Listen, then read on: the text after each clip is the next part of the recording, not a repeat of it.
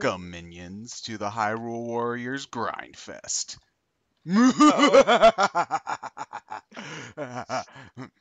Yes. sound a lot better at doing an evil laugh. I've and I'm always waiting been to good at being an evil laugh because people just don't credit me for the things I'm good at, like all the time. Like Okay, it why makes is me mine? sad. Oh, there we go. It's showing on mine. Hold on. What's the random picture of the week?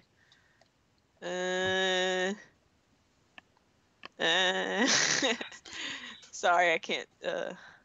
When in doubt, hit refresh. You do know that I can't like continue until you hear how you react to the picture of the week, I'm right? sorry.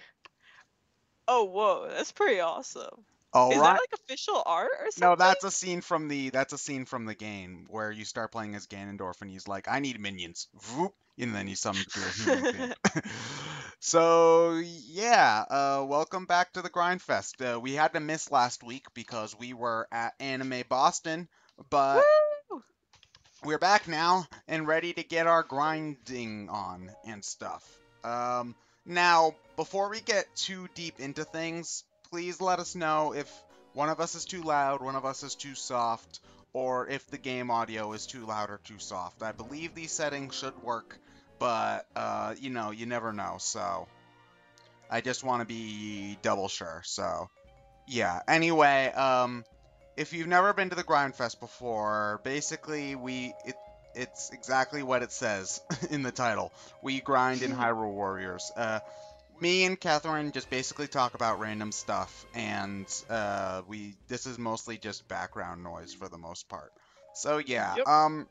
I'm going to play as Impa right now just because she's really close to level 200, and since that was the last cap, I wanna get her up to that. Today, after we do a little bit of Impa, we're gonna be focusing mainly on Sheik and Volga because they're my favorite characters in the game to play. So yeah, just in case you're wondering. Um, so yeah, everything good on the chat before I get started? Yep, everything seems alright. Okay, cool. So, oh, I forgot to change music. Shit. Okay. Well, anyway, for those who haven't, oh my gosh, the enemies there were like flickering in and out of existence. That was weird. But anyway, for those who haven't been here in a while, you might notice that I'm doing a completely different mission than normal. That's because once I get up to this high of a level, my previous grinding mission is no longer time efficient. So instead, I'm doing this mission on the Twilight Princess map.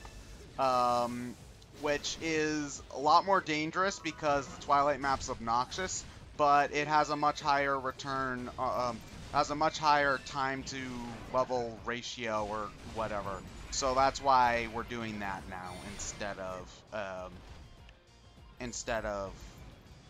the old one. So yeah, if you were curious, that's why. But yeah, I'm sorry that we couldn't go last week, but Anime Boston was a hell of a lot of fun, and me and Catherine were there Friday and Saturday.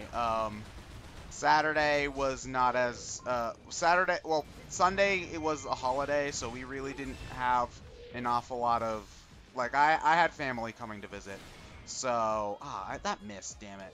I had family coming to visit for Easter, so I couldn't really justify spending the entire day at a con. The other thing about Anime Boston is it's a pretty short, Sunday is relatively short day. I think their closing ceremony is at like 3-4 p.m. or something like that. So that's really early. It's pretty, yeah. It's like, because if you're like me and on the weekends like to, maybe not leave the house until like 10 a.m. Especially since Anime Boston is almost always been scheduled for Easter so many times these past couple of years. No, that's not true entirely. Well, no, it's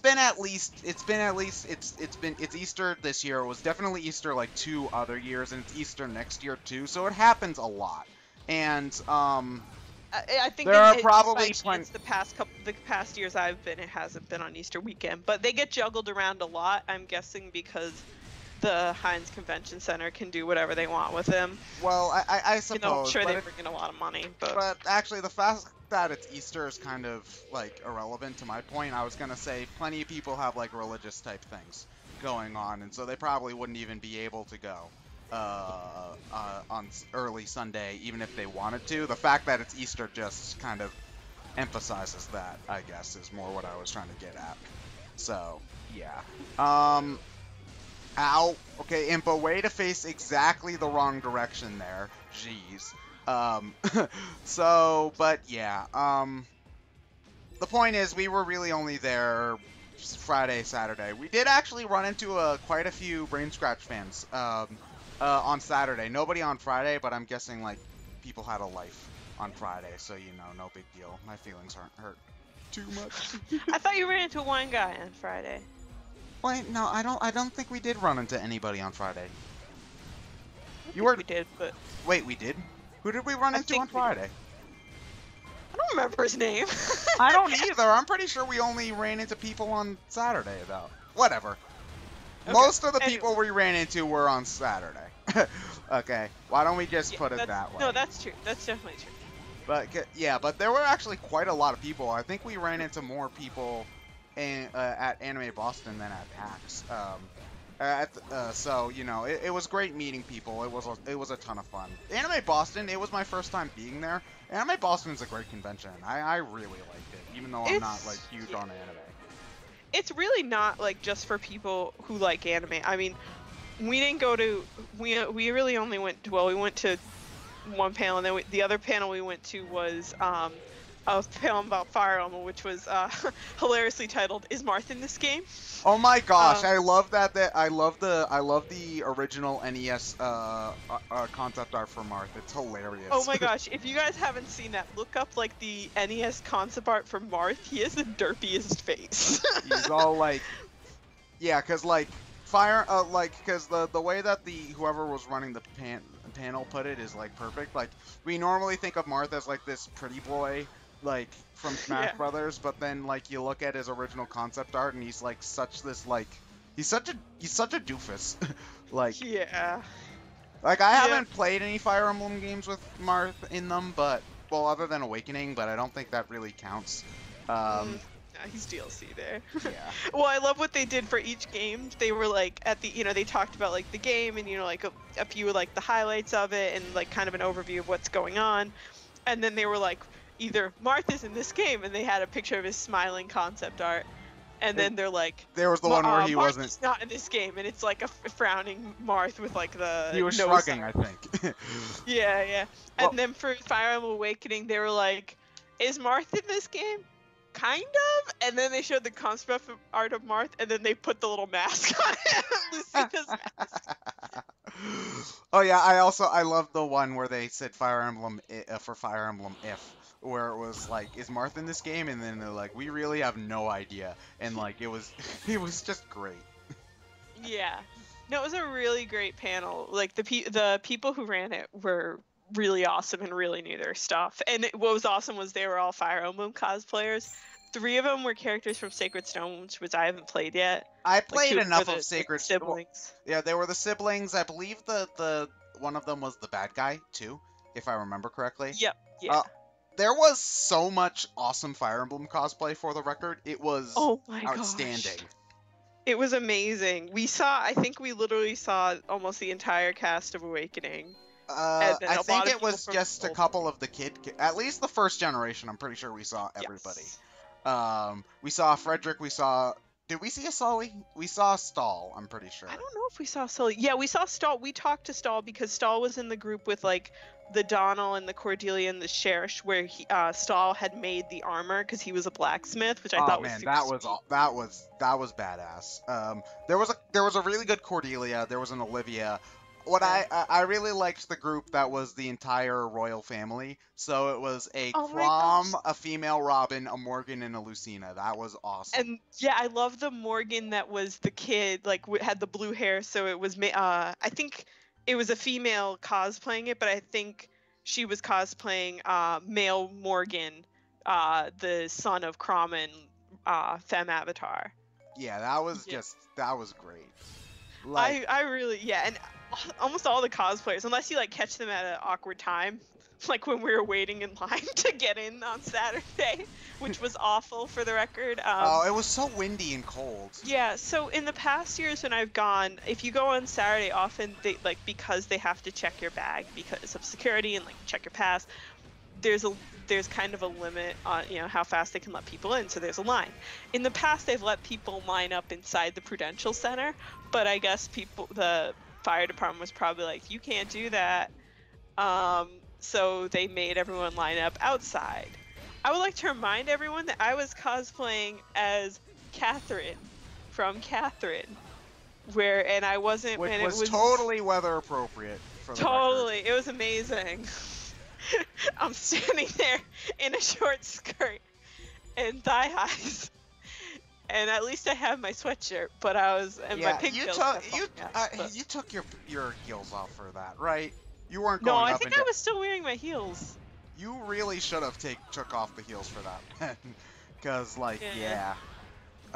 did you just that like? No, I said yeah. Oh, I thought you went like you. No, it was kind of not worth it because we're moving like half the time. Well, true, but there were tons of stairs all over the place, is what I remember. So it would have been. Oh yeah, that was awful. It would have been a lot. That would have been easier if you didn't have the heels on. But yeah. I'm trying to remember. There was tons of great cosplay. The one that sticks to mind was the Maria and Prince Peach duo that we saw. That was hilarious and awesome. Mario and Princess Peach is a really common couples cosplay. Oh my gosh. We also saw the amazing Apollo and Clavier. Oh man, that was great.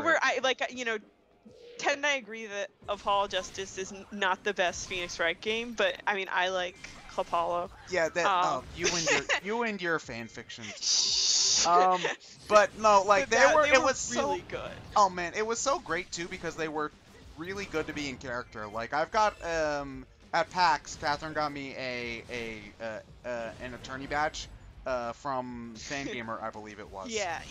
And I went to Apollo and I was like, "Hey, look at my attorney's badge." And he got into character too. I love when cosplayers are do that because they really are such great friendly people, and it's a lot of fun when you can play around with the characters and everything. Yeah, definitely. Yeah. But yeah, so Anime Boston was great, and hopefully we'll be able to go next year again because I really enjoyed it. I love con season. It is great. It's exhausting because after Anime Boston I was dead tired, and post-con depression is definitely a thing, but it's worth it because, and I am only more psyched for MomoCon now because of Anime Boston and PAX being so great. So yeah, if you are in the Georgia area or can get to the Atlanta area, I should say, because Georgia's big. If you're in the Atlanta area or can get yourself to the Atlanta area, I would really recommend going to MomoCon. Me, all of the Brain Scratch crew, lots of other people, Jesus Christ, everybody. Jesus Christ is gonna be there? Yes, on the third day, he rose again and said, I need to pre-order my tickets to MomoCon, so yeah. Sweet. Okay, you know what? Now I'm imagining Jesus and the Apostles doing a Let's Play group. I don't know. That would be pretty. I'd watch that. So what? Judas just rage quits? Judas would totally rage quit. No, actually, Judas would be the one who disconnects. Actually, you want to know what? Judas at least was up front. The one who would be the most obnoxious to play with would be John. Fucking John. If you don't know your Bible stuff, John's Gospel, in it, he refers to himself as the disciple whom Jesus loves. So yeah, totally no ego there. Also, I love I know a lot of this stuff because I grew up Catholic. I mostly identify as an agnostic now, but I grew up Catholic. One of my favorite Bible stories is the one where they find Jesus' body after he resurrects, as told by John, because Mary Magdalene goes to pray at Jesus' tomb, and then she's like, oh my gosh, Jesus isn't here. So she goes and she tells, I believe it's either Mark and John or Matt and John. No, wait, it's Peter and John, I believe. Someone in John. And basically, John basically John's says, here, by the way. "Oh, not you, John. Ironically, Biblical, John just arrived. yeah. Biblical John goes, hey, Peter, last one there's a rotten egg," and he basically says he ran faster than Peter to Jesus' tomb. So he's basically like, John is such a fucking show off. it's hilarious. Oh man. But yeah. Not you, John. Biblical John. The one whom Jesus loved. The one who Jesus loved is such a show According to himself. It's just hilarious. No, the Bible is one of the funniest things you could ever read. Noah names his son Ham. Why would you ever name your son Ham? Like, seriously, that's just mean. So if I wrote a gospel, I'd just call myself the one whom the PI occasionally said hello to. Jesus, the one whom's totally Jesus senpai's husbando. Oh man. But yeah, Anime Boston was great. Again, I need to thank Catherine for being awesome and helping me get King DDD plush so that I now have the entire set of Return to Dreamland Kirby characters on my shelf. Thank you so much. You're Yeah, welcome. that was like... I think we saw him, we were like 15 feet away, and I'm just like, Ted! And I just point, and we just like, whoop, whoop, whoop, over to the stand. And we're just like, I'm like, it's day. Oh man. Must get. You know, a ton of the people are probably, like, a ton of the vendors must have hated us because we walked up to so many stalls, looked at stuff for like 5 minutes, and then left. Oh, I don't think we're the only ones who do that. No. People who go to cons, like, a lot of them are, like, relatively young and not made of money. And yeah. Oh, well, you have to be sort of made of money in order to go to a con in the first place, though, because they're expensive. But Anime Boston does a thing where there's both a dealer's room where where, like, people who have booths, like companies or stores that have money. Mostly like more official merchandise, I would say, and like vendors, versus, so they have the dealer's room, which has like the I don't know if they have, no, I don't think they had Fangamer, but I think they have Level Up Studios. No, Fangamer Fangamer was not there. No, but Level Up Studios was there. There's a store that I know has a physical location in actually Pittsburgh of all places, but they also have an online store. I think their store is called Kawaii Gifts, and their online store is called Shop Kawaii. They have some really great stuff. It's relatively expensive, but that's what you get for imports. But yeah, so they have the dealer's room in the downstairs, and then upstairs they have the artist alley, which is where you can buy a lot of like original art. Like, well, I think they have some original artwork, but a lot of like plush, handmade plushes, or like buttons, or different like posters, or just artwork of characters from like games and anime, and it's really great because everyone there is really nice, and like the people working the booths are the artists. Yeah, it's such a friendly atmosphere, and there's so much crap. Like, there's something there for everybody who's like a nerd to like seriously, like it wasn't even all Japanese stuff, because there was plenty of Five Nights at Freddy's there. It's basically just a lot of really great art, and it's also a good way to support people like that you might, because I'm sure Anime Boston is not the only con that does this, but it's a great way to just support people that you might like look at stuff on DeviantArt or whatever. So yeah, I really, anime cons are actually, I'm pretty sure MomoCon has something similar. I don't know if it's like considered a separate section than the official dealers, but they definitely had a room when we went last time. They definitely had a room that was basically just full of like fan artists and things like that. So yeah. I think I just love the artist alley at Anime Boston, because it's stuff you really can't get anywhere else. Well, no, it's like one of a kind stuff. That's kind of the appeal of it, though. Exactly. Like, I got earrings again. I have a problem. It's almost like you're a girl or something. Jeez. You know what the funny is? I think I have so many earrings, but I only have 2 holes. For the earrings. So I'm just gonna take that out of context. I just opened myself up to that.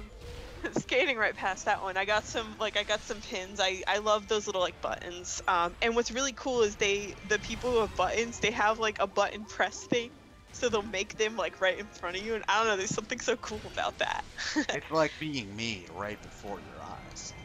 And then Ted got me this really cute poster sort of thing that I'm gonna have mounted so I don't have to like tape it up.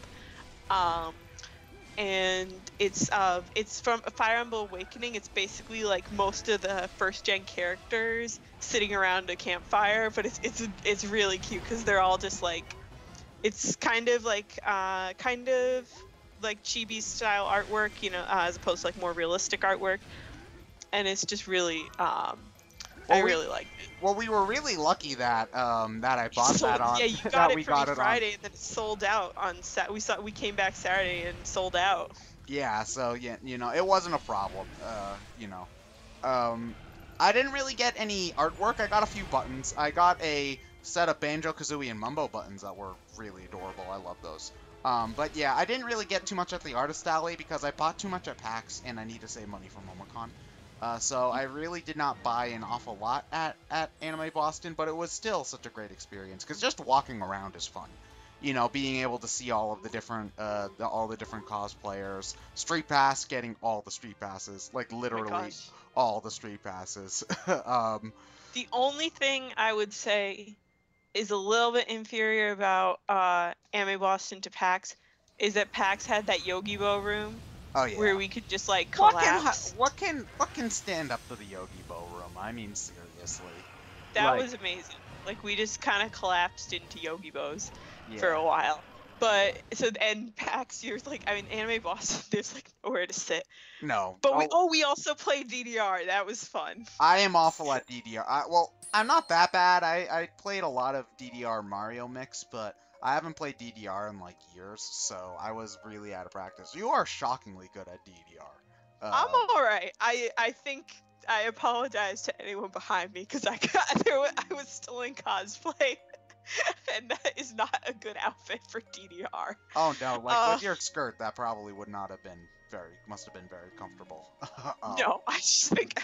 But anyways, but yeah, it was the machine there. It was kind of nice and kind of annoying because they had customized it so all the songs, which is like really easy to do. They had customized it so all the songs were like anime songs. So what we did, I know we did "Don't Say Lazy" because I really like that song from K. That's the K-On! Ending theme, and we did some song from Gurren Lagann. And what was the third one we did? I thought we only did 2. Oh yeah, it was 2. It was set to 2. You're right. Yeah, sorry. Most standard DDR arcade machines let you do like 3 songs, which is why I got confused. But yeah, that was it. I love DDR. But yeah. Oh man. But yeah, so sorry. Yeah, sorry we went on a huge just us talking about Anime Boston tangent. You know, it's one of those things like there's not really enough to say about it, like since it was only really Ted of the BSC crew who went for. Well, there you're to be a person. You can say things too and stuff. Yeah. Oh, someone asked if I had compression shorts or anything like that under the skirt. No. What's a compression short? I don't know. I assume they mean like shorts that are like small. So it's not quite like having your underpants like visible. Oh, well, okay. No, I didn't. When I dropped something or needed to take off my shoes, I put my back to a wall and said, "Ted, stand in front of me." Something to learn for next time? Question mark. Yeah, I should really get a pair of like small shorts, but yeah. Short shorts? Short shorts. But yeah. So yeah, now I gotta fix my costume because there are still some things I need to fix, and then decide what I'm gonna do if I'm gonna do a new cosplay for next year. Yeah, I really want to do a cosplay. I think it would be so much fun to do. Oh yeah, it's a lot of fun. It's just I don't want to do one that's too much work because I'm lazy. No, I can understand. Like, you know, thankfully guys get it off easy because guys cosplay is generally easier. Well, not always easier, but I feel like guys get a lot more slack when it comes to cosplay than women do. I think it depends on the character. Yeah, true. Like, yeah. Okay. But, oh, someone asked what my favorite DDR songs are. Okay, because Ted, you played the Mario one only, Yeah, right? I only played Mario Mix. Okay. I love anything by, I forget the group's name, but it's like this J-pop group. I remember they have a song called Breakdown, exclamation point. The song is Breakdown and then there's a punctuation mark. I love a lot of things by, I believe the artist is Naoki M, which is, it's funny because the artist is called Naoki M, but that's an anagram for Konami. So it's basically just like a Konami artist. It's a pseudonym. And I love like B for You is one of my favorites, and I also like a lot of the like classical remixes. There's one I don't know the name, but it's like dun dun dun dun dun dun dun dun. Oh, I know that song. Yeah, I don't know that. It's probably some opera. I don't know, but there's that's a DDR song on at least one of the games I have. What about Butterfly? That one's so slow, but I can butterfly turn, so. Oh, well, aren't you special, Miss I Can Butterfly Turn? I'm not even that good. I just happen to know a couple tricks that make me look like I'm better than I am. Strategy to succeeding in life. Learn a couple things that make you look smarter than you are. You say that, but it's actually kind of true. It is. Okay, so I'm sorry, we've been ignoring the chat, and I've seen a few questions come up. Okay. So someone asked, what should you play in Hyrule Warriors after you beat the first map? The first adventure mode map? I believe that, yes. I would recommend, after you beat the first adventure mode map, if we're talking like, it depends on your definition of beat, because if you like just completed all the missions but haven't unlocked everything or A-ranked everything, I would recommend I would recommend finishing up the adventure mode map, like 100% it, before moving on to Master Quest. Basically, I would recommend doing everything in order of release and 100%ing everything in order of release. So 100% Legend Mode, then the first adventure mode map, then the Master Quest, then actually, really, the only time when I would recommend straying from that is when it comes to Termina and the Twilight maps, because both of those, like, the Termina map is arguably easier than the Twilight map, although that might have had something to do with the fact that my levels were already so high. So you could basically do the Termina and Twilight maps simultaneously, I think. And then the boss challenge is what you definitely should do last, because that's obnoxious. So yeah, basically do everything in order of release, 100% is basically the way I would recommend doing it, because that's basically just how you're going to save yourself the most grief, because if you 100% everything in a map, that means that you're getting all the heart containers and weapons for as you go along, making the other parts easier. So that's why I recommend doing it that way. Sweet. Yeah. John asked about and I think someone else asked about have you seen Daredevil? Like, how much of Daredevil? I know you saw Okay. a little Oh bit of it. God. Please chat, no spoilers. I've watched 2 episodes. I've been watching one before I go to bed every night. It is great. I love Daredevil. The Daredevil Netflix miniseries. No spoilers. Jesus. Okay. Okay. Well, You won't see it, and I'm not going to read anything that looks like a spoiler. But you're really liking it so far, right? Oh man, it is so good. It's basically like, the way that it's actually kind of like Marvel. I've kind of realized that I think it's Marvel's answer to Batman, I think. In that, it's very dark and very kind of like brutal violence. Like, basically, like, I'm trying to, basically, like, they show how rough on it would be if you got beat up by like 12 dudes because you're a superhero and you do that. And yeah, it's great. I'm really liking it so much. And the fact that I like I think that Matt Murdock is a more interesting character than Bruce Wayne, I think makes me enjoy this style an awful lot more. So, yeah, Daredevil is great stuff. If you have a Netflix subscription, I highly recommend you at least watch the first episode. The good thing about Daredevil, I think, is that the second episode was even better than the first one, and that's so important because you can have a good first episode, but if the second episode isn't good, that's where you're probably gonna stop. So it's really important for the show's momentum to have a really strong second episode to keep you hooked. So I'm really glad that it ended up being that way for Daredevil. So. Oh, Ted. What? John said, sorry to tell you, Ted, but Matt Murdock is blind. John, you asshole. And then someone said they didn't see that coming. Keep an eye out for spoilers. Actually, I only just realized part of the pun in Daredevil. Because for those who don't know, Matt Murdock is a defense attorney. Justice is blind. Get it?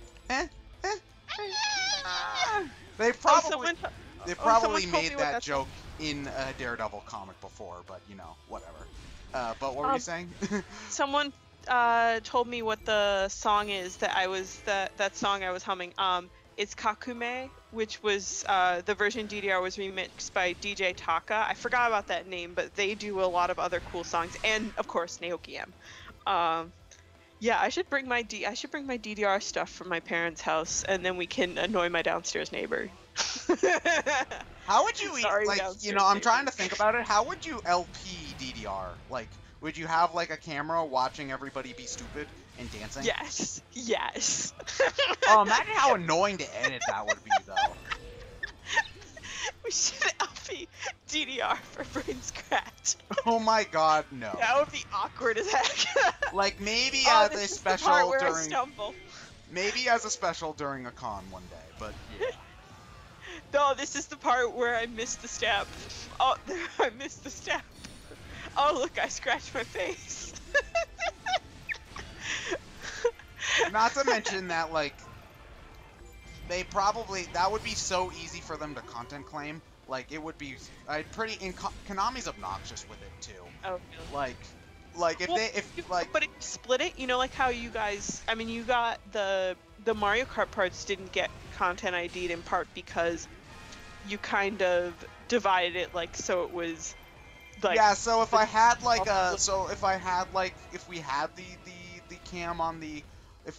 a video cam on, like, people, it probably wouldn't get caught, but,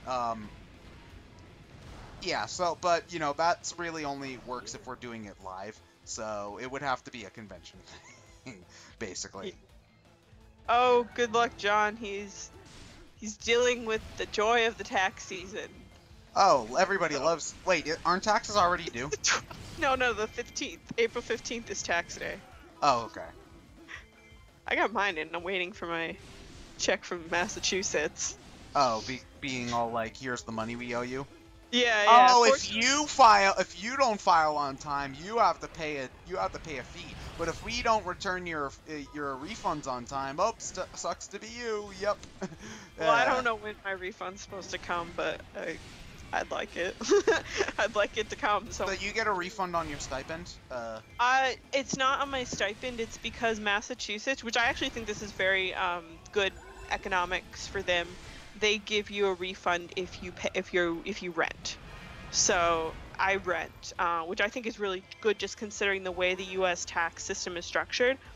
Like federally, it's very for people buying a house and very against people renting, which I think is very unfair for people like me who are young urban professionals. You want to know what that is? That's probably a remnant of like World War II middle class move out to the suburbs kind of. Oh, that's exactly what it is. But that doesn't mean it's not. It's bad economic. Like it doesn't make sense economically, really. Not anymore, at the very least. No. Like I've taken, because I took economics classes as an undergrad, because that was how I got my humanities concentration. Because I'm a scientist. Yeah. But why do you need humanities when you're a robot? So I can integrate well with you squishies. Is that the technical term? That's what they call them in Ratchet and Clank 3 when there's this whole thing about organics versus robots, but it's more the robots are trying to take over the world. Or some of them. So is squishy like a slur? Yeah. Dr. Nefarious is like, destroy the squishies. And Clank's like, actually, I think organics have just as much right to live in the galaxy as we do. Oh, look at Clank being all equal for equal rights and stuff. Yeah. Oh my gosh, Courtney Gears. Yes, someone mentioned Courtney Gears. Courtney Gears' music video is hilarious. Is that the hot robot? Is that the hot robot? It's the hot robot. Did Clank find her attractive despite not having a libido due to being a robot? He has a libido. Why does he have why would anybody program their robots with a libido? Oh wait, Dr. Eggman, never mind. Someone asked how great is Dr. Nefarious. Dr. Nefarious is okay. Like, I don't know. I think he's alright. He's not the most interesting. I was convinced that Lawrence was going to be the big bad in the end. I was convinced Lawrence was going to be controlling Dr. Nefarious. But he's pretty funny. I think they play well off each other, Lawrence and Dr. Nefarious. Lawrence is Dr. Nefarious's butler. But yeah. Oh, what was I gonna say? Someone asked how you feel about. Apparently, Disney got the film rights to Banjo-Kazooie. I don't know. That's interesting. I didn't know about that. Or no, wait, I'm thinking of Five Nights at Freddy's. We'll talk about that after. That's interesting. To be honest, Disney probably, like, I'm a Disney fan, like, not a huge one because, like, it's a little bit, like, now that I'm kind of grown up, it's a little bit out of my, like, interest range, but they make good movies, I'm not gonna be all like, oh, it's for kids, like, shut up. One of my, like, personal childhood favorite things is Winnie the Pooh. I'm not ashamed. Matt can make fun of me all he wants. Winnie the Pooh kicks ass. But yeah, like, I think Disney probably would be a good choice. It's just, I don't know how relevant a Banjo-Kazooie movie would be right now. I guess, that's kind of the same thing in, like, a Ratchet and Clank movie, I guess, because they aren't really the most relevant characters either, but if it's a good movie, then it doesn't really matter. Well, except that Insomniac is doing a remake, not just like another complete remake of the original Ratchet and Clank on the PS4. Okay, so then in that way, I think it is going to be relevant. Again. Okay, I forgot about that. In that case, yeah, you're right. Same thing with the Sonic movie too. They're making a game with them.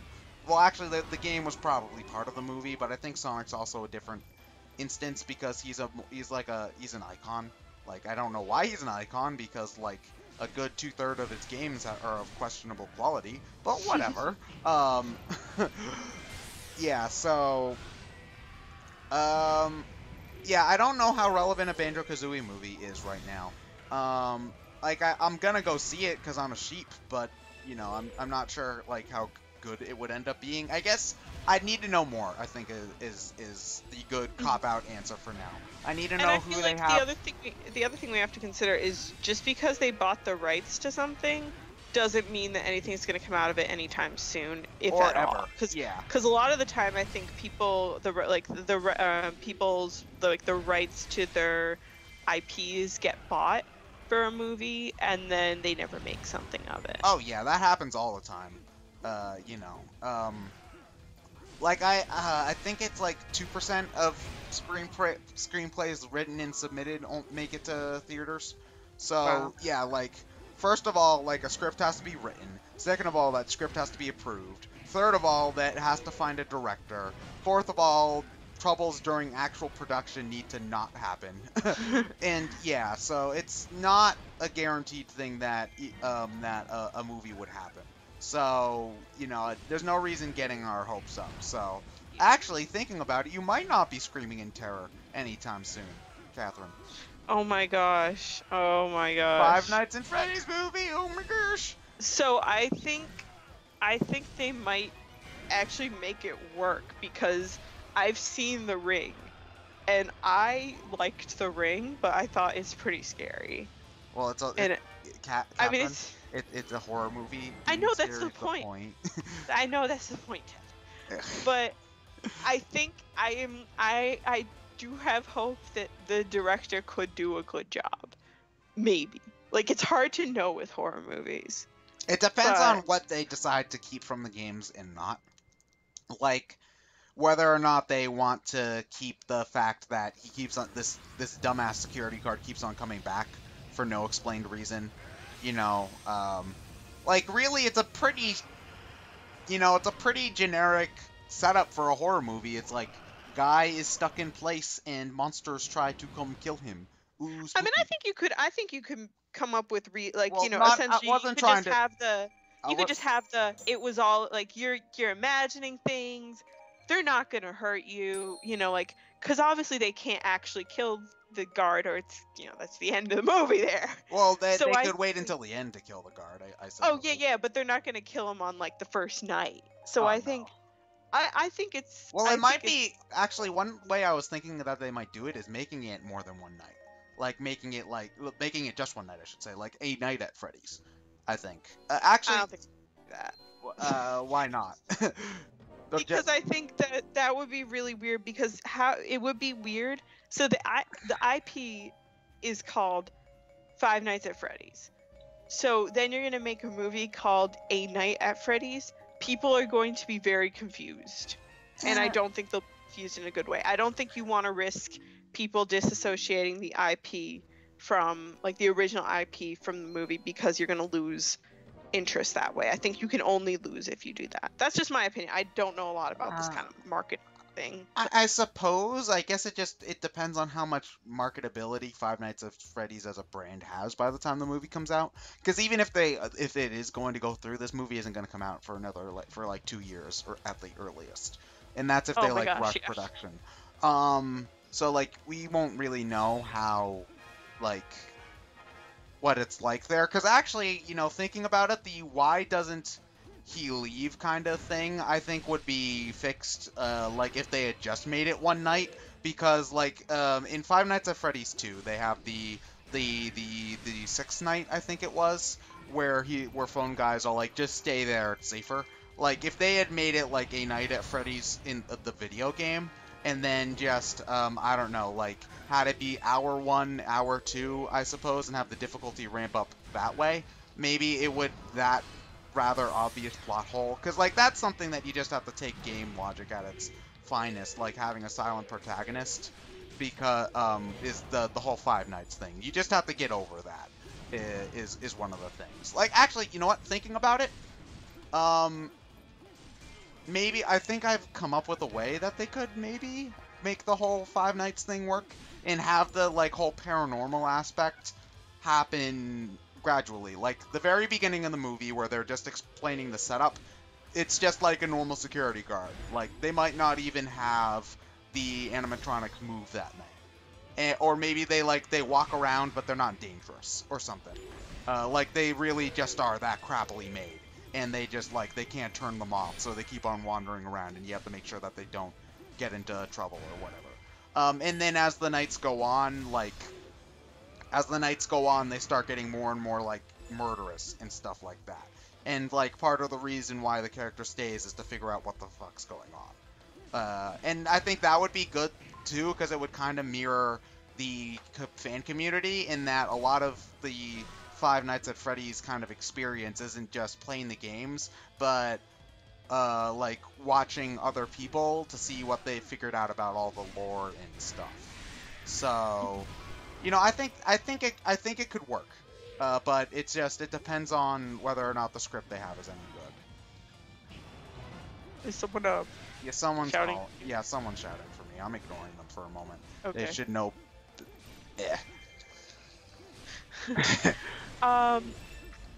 Someone asked on your thoughts on the Nintendo Direct, the recent Nintendo Direct. It was great. It was so good. Like, oh my gosh, all of the amiibos. Am I right, fellas? Like, okay, seriously though, it was a great direct. There was so much stuff that I was interested in, and so much that I was happy to see. I joked about actually before the direct happened. I made a joke post saying things that we won't see at the direct, and one of them was Shin Megami Tensei Cross Fire Emblem. Guess what shows up? Shin Megami Tensei Cross Fire Emblem. So yeah, I was really glad to see that. It looks really kind of strange, like even stranger than I thought it was going to be. And to be perfectly honest, I would have rather it not had been so like bubblegum, J-poppy in style, because like generally speaking, I prefer normal Shin Megami Tensei to Persona. I think that the themes in regular Shin Megami Tensei are a lot more interesting.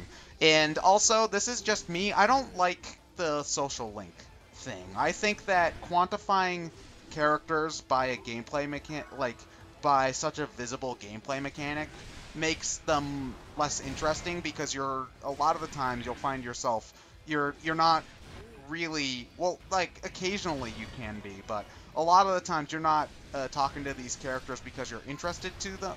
You're talking to them so that you can get better monsters. So, like, I liked how they did it in Devil Survivor, where you talk to characters in order to save them or to get them to join your team. Like, you care about them as actual human beings and not as gameplay devices, you know? So, seeing that it draws a lot from Persona so far, we don't know if it's like social linky or anything yet, but I'm not really sure how I feel about it drawing so much from Persona as opposed to other Shin Megami Tensei series. But the fact that it's being developed by the Devil Survivor crew lifts me up, because I really love Devil Survivor Overclocked. And it's definitely a unique kind of thing coming to Nintendo, and it will be nice to have an RPG to play on my Wii U, so I'm looking forward to Yeah. that. Did you ever end up watching that trailer, Catherine? I have not watched that trailer. The game I was really excited for was Fire Emblem If, and I really liked the trailer for that. I mean, I am so hyped for that game. Oh yeah, that trailer was Um, great. yeah. There really wasn't like anything. Like the only thing that's kind of weird is that, excuse me, in the U.S. version, no wait, I'm not even sure how they're doing it in this. I know. No, I read about how it works. So no one knows exactly what they're going to do in the U.S., but in Japan they're releasing um it's 3 versions essentially. There's the quote like the I don't know what they're I think they're called White Knight and Black Knight or something like that. Essentially, one of them is you side with Hoshido, and one of them is you side with Nor. Then there's a bundle which includes both the white and black versions and like a special sort of content thing like that bridges it. I don't remember that exactly what's in that content, but some kind of special downloadable content. Yeah, but Um, okay. Here's the thing. Actually, hold on a moment. I don't think they're going to do that in the US, to be completely honest. I think that seems very risky for the US. Sorry about that. Someone barged in. Here's the thing though, and I was talking to Derek about this a little while ago. The thing is, let's say that you go to the store and you pick up Fire Emblem and you just pick up white version or the Hoshido version just because it's, you think it's just like Pokemon, and it doesn't really matter which one you pick all that much. The problem is that, like, from the way that, like, Derek did a really great analysis. I really recommend watching it.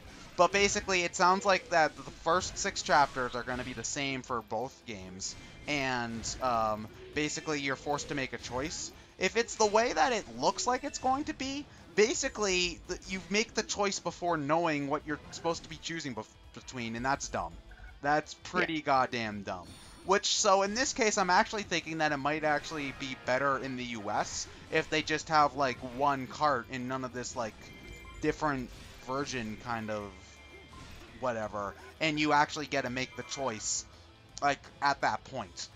Because, like, that makes a lot more sense. It's like, if you bought a Shin Megami Tensei game, and, and, like, you bought Chaos version, and you You just, the game is exactly the same with all the same moral ambiguities, but you don't get to pick which side you choose. You're on the chaos side whether you like it or not. That just is dumb.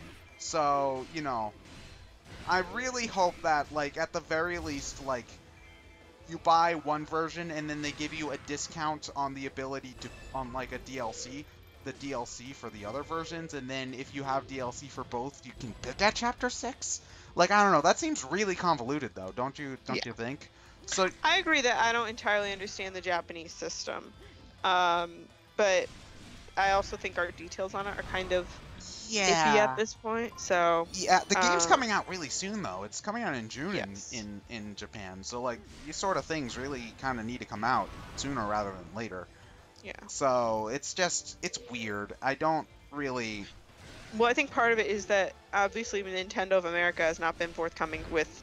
They're not going to tell us what, like, oh, by the way, here's how this game is getting released in Japan.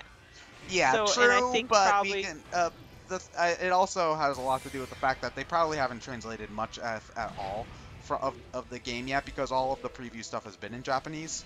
With some subtitles. With subtitles, yeah. But I'm pretty sure that they probably have only just started translating it, so they probably don't even have a lot of story details to share at this point. And since the game's not coming out until next year in the US, they don't want to talk about, like, specific release strategies yet. They just want to get people excited for the game in general before getting into the nitty-gritty. So yeah, we're not going to figure out how it works in the US for quite some time, I have a feeling. But I'm hoping that it's a system that benefits everybody and not just Nintendo by making people buy two versions of the same game. Because, like, when I play Pokemon, I'm never compelled to buy both versions. Like, never. I'll only do it if it's like, if I'm going to the store with my brother, I'll make sure that we both get different versions. But I'm never gonna buy both X and Y. That's just, no, that's dumb. But really? Here, yeah, really. Well, I'm sorry. Don't cry, please stop. No, I don't know how to handle this. Okay. I'm an only child. Okay. If I ever wanted more than one starter, I had to get two versions and another thing. Well, you'd need another whole DS. How do you justify that to your parents, though?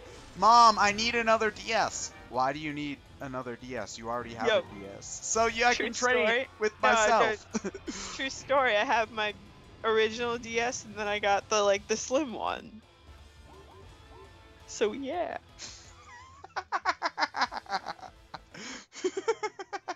Didn't you have, like, friends you could trade with or something? No! Come on, you had to have some friends. Everybody played Pokemon. You couldn't find my friends. You obviously didn't have good friends if none of them played Pokemon. Oh man, I'm really sorry. Man, that's really sad. No, I had some friends who played Pokemon when I was in, like, elementary school. And then I changed schools in middle school. And then, no. But at that time, I was kind of bored with Pokemon anyways. Yeah, middle school... I didn't play much Pokemon in middle school either, thinking about it. Ironically enough, that's when Gen 4 happened. But yeah, someone asked no friends online either. Yeah, there were... online wasn't a thing back in Gen 3, which was the last gen I played for a while. Gen 3, before Gen 4, in Gen 3, there was actually a online Pokemon program. I forget the name of it, unfortunately. But I would play online using that a ton. And so that's where... It was really the only time I played competitively was Gen 3 because of that. And it was actually the first real online community I was in. And thinking back, it was kind of like the competitive, like, I talk shit about the competitive community in Pokemon. It was always that bad, guys. Like, I'm not specifically talking Gen 4. The community was always awful. So, yeah. So maybe not the best place to get started on the internet. I agree, but yeah, it's just we got way off topic. basically, Yo. what I'm just trying to say is that I really wish that it was like Shin Megami Tensei in that both stories were on the same disc. And actually, I think it would have been a lot like, different versions, like take the different versions out of the picture. I think the way that they're doing this is a lot more, could potentially be a lot more powerful than any given Shin Megami Tensei game. Because in a Shin Megami Tensei game, you spend a good, I'd say, 80% on on the same path. Like, there are slight variations here or there occasionally, depending on what game you play, but for the most part, like, you're playing through the same game up into the alignment shift, in which case that's where all of which is generally just like final bosses and stuff, is after the alignment shift. In this instance, however, you spend the entire game on that side, or at least we assume you spend the entire game on one side. And that makes the choice all matter so much more, because the fallout isn't just limited to a few select scenes, it's the entire game, which I think could be so powerful, like, if done correctly. So, I really hope that, at least for, the way I play it, because fuck the rest of the world, am I right? They get it so that I can just choose and I don't have to buy the specific version. Because I already have a feeling that I'm gonna side with the Nor, just because I'm the kind of person who's nurture over nature, and like, I don't think that if I were, like, I found out that my parents weren't my blood parents, like, I don't think that would have mattered. They were still the ones who raised me. They're still the only family I've ever known. Like, you're just a bunch of random people that came up and said, "Hey, we're related. Fight for us." I don't know you.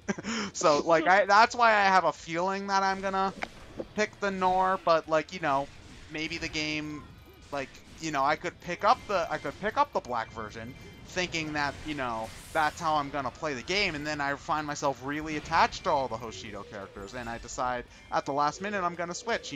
That's totally possible, and I would really hate to not have the option to just make the choice. So yeah. I mean, ultimately, you're planning on playing both scenarios, right? I'm planning on playing all 3 scenarios. Like, maybe not all in a row, but eventually I'm gonna play all scenarios. Because for Shin Megami Tensei 4, I played through all. I did 4 full playthrough. Well, technically 4, because the bad ending happens right before the alignment split. Like, you're basically given the option to choose neither side, but not in the sense that most neutral playthroughs happen. It's kind of the fuck the world kind of ending. But I'm going home, guys. Yeah. Actually, that's remarkably accurate. Oh, man. But yeah, what was I gonna say? I did 3.5, essentially, full playthroughs of Shin Megami Tensei 4. But it was over, like, the course of a year. So, I have a feeling that, I might play through the entire thing all at once. I might wait a little bit more time. It depends on how tired of Fire Emblem I am by the first playthrough. So, yeah, what do you think you're gonna end up doing when you get the game? I'm gonna get whatever version they have. I mean, if they do what I suspect they're going to do, which is bundle like some kind of super deluxe version with a new 3DS, I jump on that and get myself a new 3DS. Woo. That expresses how much of a Fire Emblem fake fan I am, because I've only played Awakening so far. Oh my gosh, you're such a fake fan girl. Oh my gosh, I'm so bad. I'm like that one girl at the panel who was like, I played Fire Emblem Awakening. Oh man, no, I loved that's it. I loved that part of the panel where they, like, lift up the hands. This is like, who's played, they list off a bunch of games, and, like, they list, like, a whole bunch of, like, Japan only games, and, like, maybe 4 people raise their hand, and then, like, who's played Fire Gracia 667, and like 2 people raise their hands, and then, like, somebody, and then they go, like, who played Fire Emblem 7, and, like, maybe a quarter, and then they go, who played Awakening, and then everybody raises their hands. That was just hilarious. Oh my gosh, it was like everyone, and the only people who hadn't were, like, clearly the +1 or the friend who got dragged in. But oh man, oh my gosh, the Ike behind us was amazing. There was an Ike cosplayer behind us, and they had a Q&A thing, and he went up, and I forget what he asked him exactly, But then he ended up like quoting all the classic Ike lines. I fight for my friends. And he was like, Oh, and man. then they said something, and he was like, "You'll get no sympathy from me." Oh, man. He was amazing. Oh, man. I love cosplayers that get into character. It's great. Okay, someone has Oh, been wait, asking... hold on. We maxed out Volga. Woo, Volga. Woo! Do you know what time it happens to be? It is 8:58 according to my computer. Okay, cool. We're about an hour in. Awesome. Someone has been asking, what are your thoughts on Fullmetal Alchemist, the original, and our Brotherhood? Well, I've only watched one episode of Fullmetal Alchemist, which is the one where their mom dies, which was depressing. But you're a way bigger Fullmetal Alchemist fan than I am, so you should probably be the one talking about this one. Okay, I watched Fullmetal Alchemist, the original, back a while ago, because I was in middle school, and I'm like old now, but I'm not that old. But I'm like older now, and so I watched that back when it was on Adult Swim, and my parents had DVR, so I could record it and then watch it at not 1 a.m. And I really liked it. Fullmetal Alchemist has a very good dub, I feel like, and I really liked the original series. The one thing I did not like was how the ending was basically watch the movie, and I didn't really get a chance to watch the movie because it was not something like it was harder to. I don't think they showed it on Adult Swim very often. So what I liked about and I know Ryan disagrees on this because he's already posted that in the chat, and I've heard him talk about it before. I like Brotherhood better for a number of reasons. Number one, I think the villain is more compelling, and I'm not going to spoil who the villain is because I think there are people who haven't seen it, including Ted. I think the villain in Brotherhood is a lot more compelling.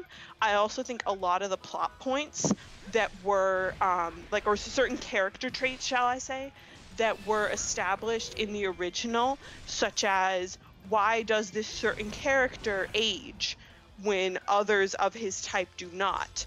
I think that was never explained in the original, to my knowledge. That was perfectly explained in Brotherhood. I think there are some new characters that make the world a bigger and more interesting place. Now, I just have a brief question. Brotherhood is the one that's more faithful to the anime, not the anime, the manga, right?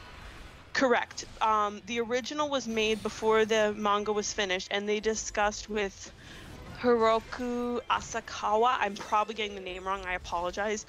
They discussed with the mangaka, I think the mangaka was okay on what they did for the ending, but they, what do you call it?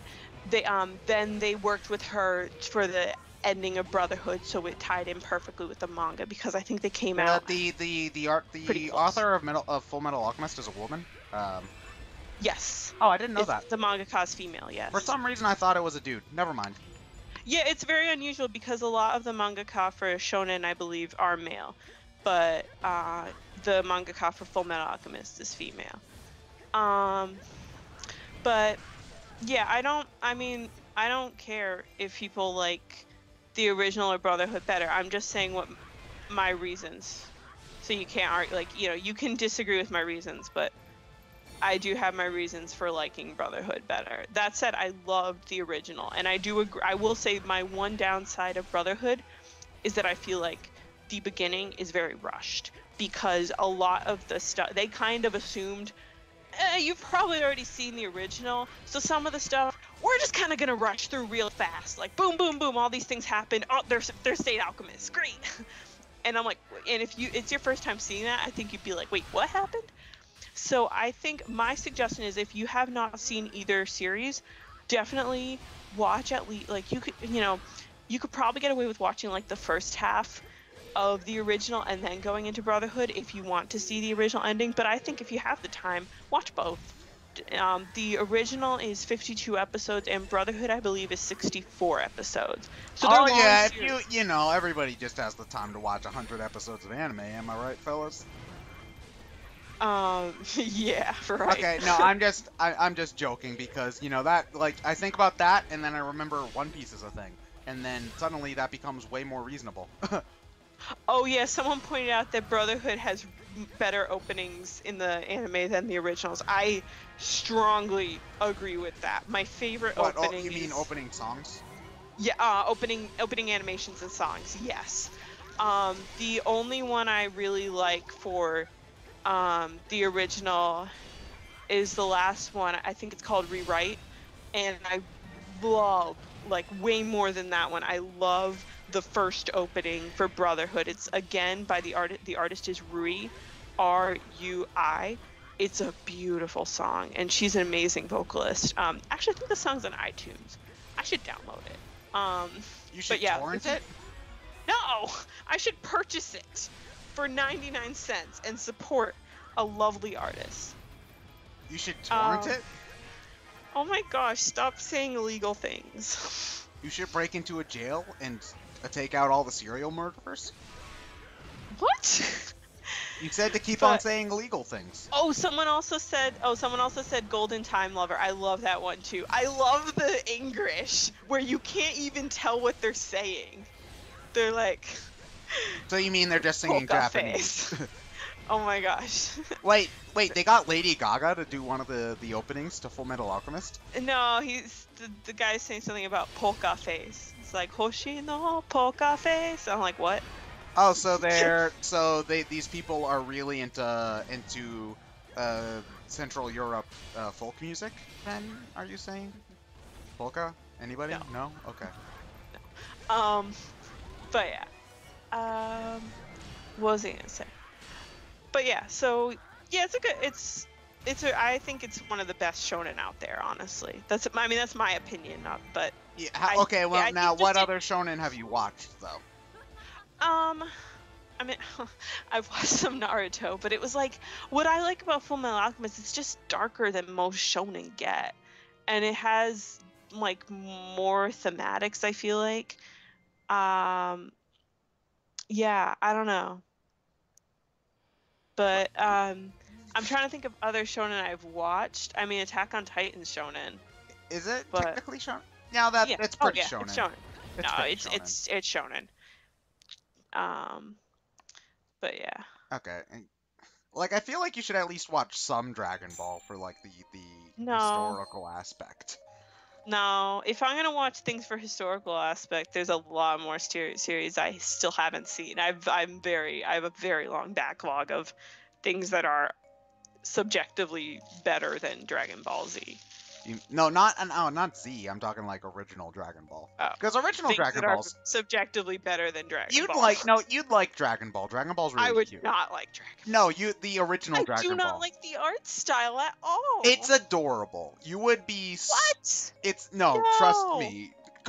Young Goku is adorable. Is like when I say when you say adorable, I think like Lucky Star or Arya the animation or like things that are cute.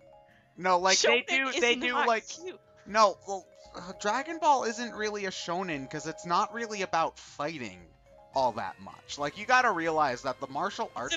Shonen is not just about fighting. Shonen is about like getting stronger and like. Well, that's the thing. A lot of the original Dragon Ball, at least the first couple of arcs, is basically just Goku roaming around and doing random shit.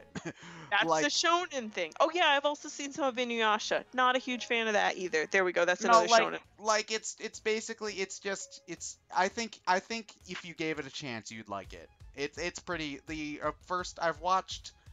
I watched like halfway through the Red Ribbon Army arc, which is a good like 70 episodes if I remember correctly. The original Dragon Ball is really good. I keep forgetting to change Sheik's mask. It's really good. I think you'd like it if you just gave it a chance. And I mean, if we're gonna talk about significant, it's probably one of the most important. It's like one of the most famous anime ever made. It's like Star Wars. You gotta watch at least some of it, right? And I did get you to watch Star Wars, so yeah. Yeah, because I was interested in that, but I'm not interested in Dragon Ball. I'm just not. That's it. I am not. I mean, part of it is that I'm a girl, I think, and that I would probably. Oh my gosh, you need to watch Sailor Moon instead. Jeez. Yes, I grew up with Sailor Moon because I'm a girl. and Sailor Moon is shoujo, and it's marketed towards young women, whereas Dragon Ball is shonen, and it's marketed towards young men. So I think there's a reason. Well, no, that I'm maybe not maybe you should stop being so gender stereotypical and embrace alternative gender norms. Yeah. Hashtag women in STEM. Oh, STEM is in like science. Okay. Science, technology. Why can't you just say science? No, it's science, technology, engineering, and mathematics. Science. No. That's all science. Engineering is not the same as science. It totally is the same as science. Engineering is my where God. all of the mad scientists make their robots. It's science. I hear the chemical engineers running up the stairs to break into my apartment and yell at you. Chemicals. Chemicals are for science. Chemical engineers are not the same as chemists. Yeah, a chemical but they use engineer chemicals. Could not do my job, and I could not do a chemical engineer's job. But they use chemicals, so they're a science. No, they use like math. No, but chemical is in their name, so they use chemicals, so they are a science. Yeah, no, people are saying you're wrong. Okay, I'm right in my brain, which is the only important place. So. Sure. You guys realize that I'm just sticking just to with address you all, something right? someone said just because it's a guy thing doesn't mean you should by default not like it. That's not the case. Like, I don't want to make it sound like I only like things that are marketed towards girls, because I don't think that's the case. I just think. Well, okay, I'm gonna butt in. You are a little bit stereotypical at times. I'm not gonna lie with your pink 3DS and you're liking Animal Crossing and The Sims and yeah. So, not trying to be stereotypes, but just putting that out there as a joke. Yeah, whatever. But I just like to say, like, it's not like I look at Dragon Ball and say, like, oh, I don't think I'll like it because it's a shonen anime. I'm just not. Like, I just look at it and don't think it appeals to me, and I think part of the reason is because it's a shonen. So, yeah. I yes, think Princess at least Tutu original... is the manliest anime ever. I agree. What's the manliest anime ever? Princess Tutu. What's Princess Tutu? It's about a magical girl who does ballet. I need to watch that because I would love it. I already know I'm gonna love it. Because I think you really would like the first handful of arcs of Dragon Ball. Like halfway. I don't want to say halfway because I haven't watched all of it. How long are we gonna try to get me to watch this show that I'm not gonna watch? I'm not. Well, like here's the thing. I'm not super into it, so I'm not gonna push you too much. I'm just saying. I think you'd like at least the first handful. The later on, it does get more martial arts heavy. Like I don't know when exactly that point is, but there is a point when it becomes more about fighting and less about like adventure. So I do think that you probably would lose interest after a while and definitely by Z, but I think at least you should give the first handful of arcs a shot. So, yeah. Anyway, has the chat asked anything else in the meantime? Someone literally, as you typed that, just asked, have you or me watched any Kuroko no Basket? What? Kuroko's Basket, it's a basketball sports anime. Oh. The only thing I've seen from that is there's this one scene where they're trying to get food, and there's like a huge crowd of people, and they try to get into like the counter to get the food, and they can't get in, and then this one guy who, it takes place in a Japanese high school obviously, and this guy who had lived in America for a while, he says in English, "This is Japanese lunchtime rush." And it is the most hilarious thing. I just love that. I just love the delivery. This is, like, I'm not even exaggerating. This is Japanese lunchtime rush. Like, really? Oh, man. Like, why? It's a joke. It's like a joke with his character because he lived in the U.S. He lived in the U.S., so he says awful English every once in a while? Exactly. Like, I don't get why English happens so much in Japanese stuff. Like, if you're from Japan, why don't you just speak Japanese? Like, if somebody speaks in Japanese here, like, they're a weeaboo. Is there Yeah. is there a US-aboo? I don't even know where the term weeaboo comes from. Like, what would be I don't know either exactly. what would be the term for a Japanese person who's all like weebish, but for American stuff? I actually don't know what that is. I mean, it's a thing though. People are attracted to a culture that's not their own, or at least interested in a culture that's not their own. I mean, part of the reason I think there's English is just because it's often very hard to pronounce Western words in Japanese because of the way their their syllables are. There's a lot of syllables that don't translate well into Japanese. So that's why it sounds bad. Whereas like, you know, like there are English words that get used in other cultures, like for example, like I did an internship in France, and like people say, like, even though I think the French government did not want them to say this and tried to outlaw it for a while, email. And that's like, you know, they tried to have, there's some French word that they have, but no, everyone just says email. Wait, they tried to outlaw the word email? Okay, it's because the French are very particular. They don't want their language to go extinct. They have like this real paranoia that their language is going to get corrupted. That's just like a thing. Yeah. All right. So, you know, like you see English words like that, but the French have an easier time pronouncing it, so it doesn't sound awkward. You know what I mean? I getcha. But yeah. Oh yeah, there is a better English in Steins Gate. The I am mad scientist. It's so cool. That's amazing. I have not yet seen that one either. You should pick an outfit for Sheik. Oh man, hold on. Will I get to see them? Well, I'm scrolling through them right now. Okay. Anything but Cafe's mask, because that's what I've been wearing this whole time. Okay. Let's see. What's the Twilight one look like? Wait, The what's Twilight the Twilight one's one? blue. The Master Quest one's black. Black. The Heir of the Hero of Time one makes her look 16-bit. I mean, 64-bit. Okay. I think I like the Twilight one. Okay. We'll do the Twilight one then. Yeah. Someone asked what you think of Fairy Tail. Oh god, I haven't watched Fairy Tail in a long time. I did watch like 100 episodes or so, way back when. Because I think actually it was freshman year and I was trying to get into anime, so I asked Ryan, what anime should I watch? And he said, try Fairy Tail, it's pretty good.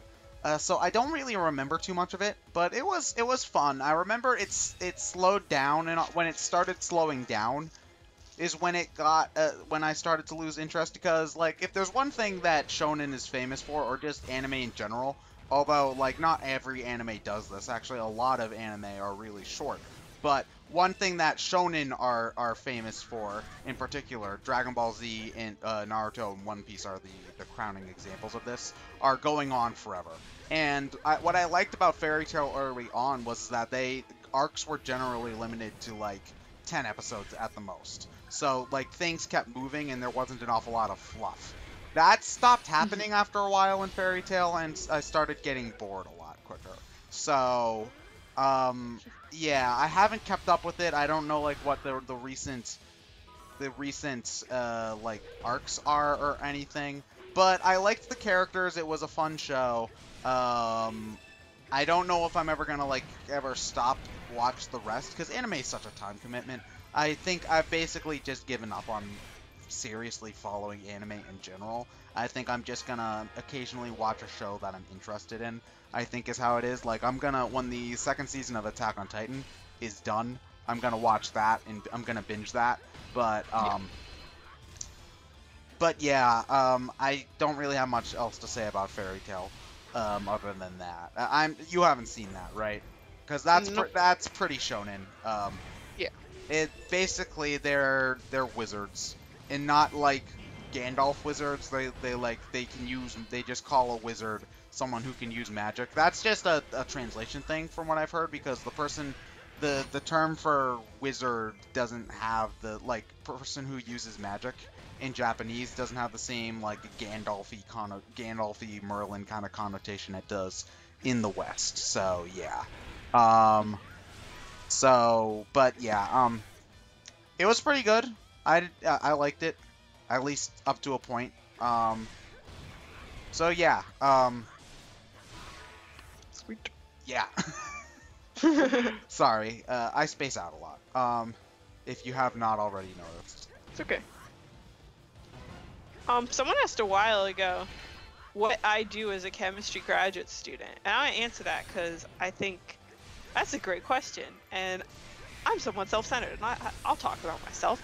So I'm a first year, which means I'm teaching right now, and I'm also taking a class, which I may or may not have terribly good attendance for recently, because I don't care. But the main thing I do, like this, so I'm a lab TA, which means I come into lab and my students do stuff, and I make sure they don't set each other on fire, or set me on fire. Which I actually really enjoy TAing because I have great students and I like the class I'm TAing for. But the main thing I do and what I'm going to be doing like full time this summer is research. So basically, I'm working on a project that my PI, my principal investigator, aka the professor in charge of my lab, has put me on, where I'm doing research. The specific work I do is basically chemical synthesis. So I just like do reactions. Like I don't know exactly how to describe, but basically You put like I come chemicals into together. lab, I mix chemicals together, I hope reactions work, and I do all kinds of like, and doing the reactions is actually like one of the smallest parts of my time. The biggest part is like, Columns. did it work? Running a column, which is annoying. You know, Don't so you love columns? oh my gosh, so much. She lied. But yeah, it's chemistry grad school is pretty tough. Like, I mean, people typically work like 60 hours a week in lab. Like, that's kind of considered normal, I think. But it depends on who you talk to. Like, there's one guy in particular who's been in lab at like 2 a.m. Like repeatedly, and he's not in my lab. He's crazy. But so yeah, it's a lot of work, but yeah. Is it But yeah, rewarding at the end of the day? sometimes you just go home disappointed because nothing worked. Oh, it's just like real life. Exactly. Except you gotta go out and you gotta get up and do it again the next day.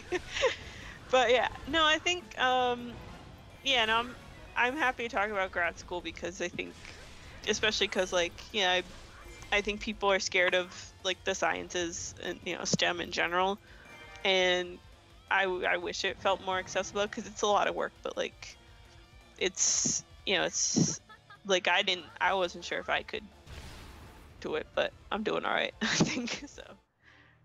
But yeah, so let's see, any other questions since I've just rambled about myself for a while. Oh, I think someone asked about what are my favorite game franchises and what game got you into gaming in general. So some of my favorite game franchises are like RPGs like Final Fantasy, like just as far as games franchises where I've played a fair number of games. I really liked Pokemon growing up. And I really liked the Spyro games growing up, and I've come to really like, the original Spyro trilogy, and I really like the Ratchet and Clank. Can you remember what the first video game you played was? Probably Pokemon. Probably Pokemon Yellow. Yeah, cause Yellow. Wow, what a scrub playing Yellow version. Oh, Scrove. Because you're You're playing the just late jealous. version, you're a tagger on. You didn't be an original fan. Okay. You're just jealous because I got all 3 starters. I had Yellow version too, but you want to know what? I earned getting Yellow version because I played Red version first. OG. Yeah. I don't get it.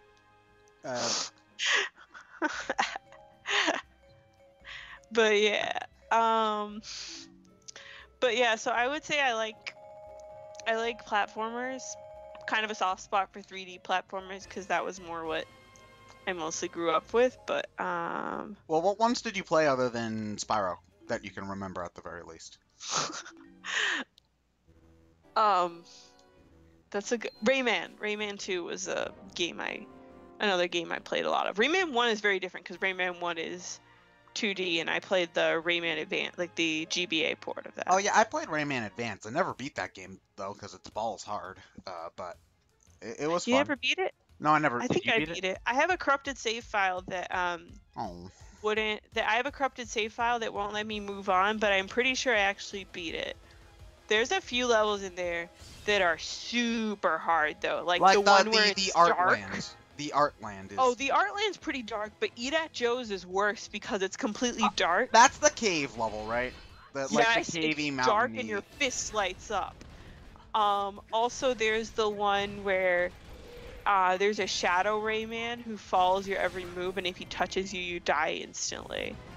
But there's actually a glitch where if you run fast enough, you can jump over the little thing that will spawn him, and then you can just walk through the level normally.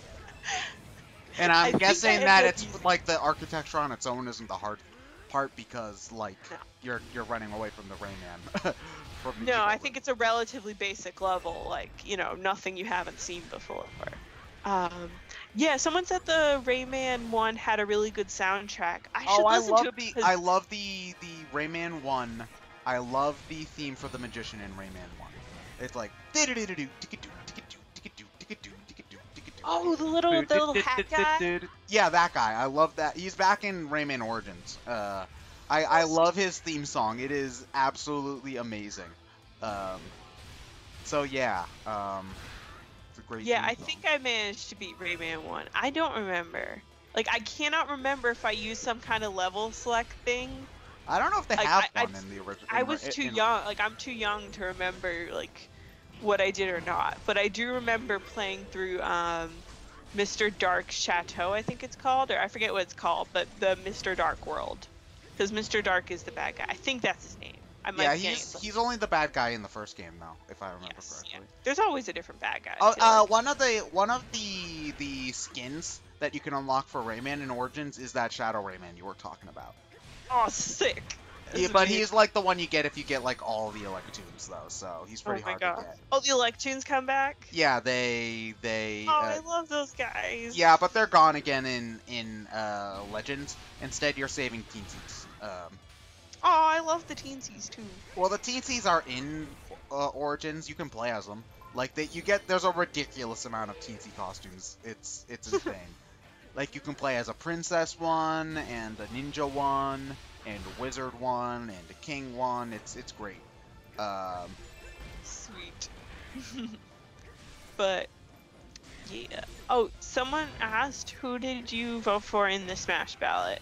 I did 2 votes. I did one kind of less likely vote and a more serious vote. The one that I was pretty sure wasn't going to happen was Banjo and Kazooie.